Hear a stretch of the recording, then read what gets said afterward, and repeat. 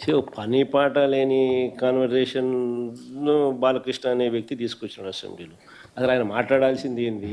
అసెంబ్లీలో ఆయన మాట్లాడాల్సింది ఏంది? ఆయన తాగి మాట్లాడింది ఏంది? అసలు తాగినోడిని అసెంబ్లీకి తీసుకొని అసెంబ్లీలో మాట్లాడిచ్చే కార్యక్రమం చేస్తున్నారు అని అంటే స్పీకర్‌కి బుద్ధి లేదు.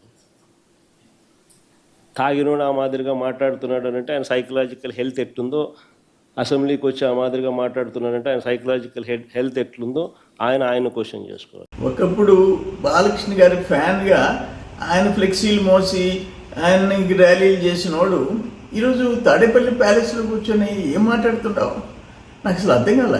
అసెంబ్లీలో బాలకృష్ణ గారి గురించి ఏం కామెంట్ చేస్తావు? దమ్ముంటే అసెంబ్లీకి రావాలా?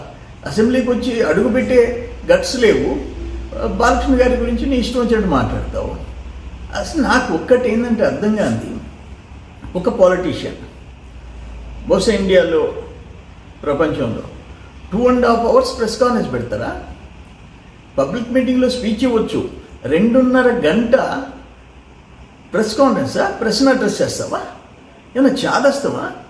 ఏమైంది? ఏదో తేడా ఉంది దాంట్లో. ఏమన్నా ఒక్కటి నిజం ఉందా? లేదే, పచ్చి అబద్ధాలు, రివర్స్ అంతా. అది ఏపీ గవర్నమెంట్ కూటమి ప్రభుత్వం ఏదన్నా చేస్తే దాన్ని వ్యతిరేకించటం, లేదా పక్క రోజు వచ్చి అది నేను తెచ్చింది అది అని చెప్పేసి మళ్ళీ చెప్పుకోవటం. ఇటువంటి పొలిటీషియన్ని మేము ఎక్కడ చూడలేము. మేము దాదాపు 45 years నుంచి 50 years నుంచి అబ్జర్వ్ చేస్తూనే ఉన్నాం రాజకీయాల గురించి.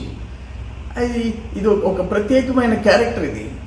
కానీ నేను అనేది ఏంటంటే, ఆయనకి ఏదన్నా పరీక్షలు చేయించండి, సరే తల్లి చెల్లి పక్కన లేరు, భారతమ్మ అన్న తీసుకోపోయి హాస్పిటల్లో బ్రెయిన్ టెస్ట్ చేయించండి, లేకపోతే పరిస్థితులు అయితే మాత్రం తేడా కనిపిస్తున్నాయి.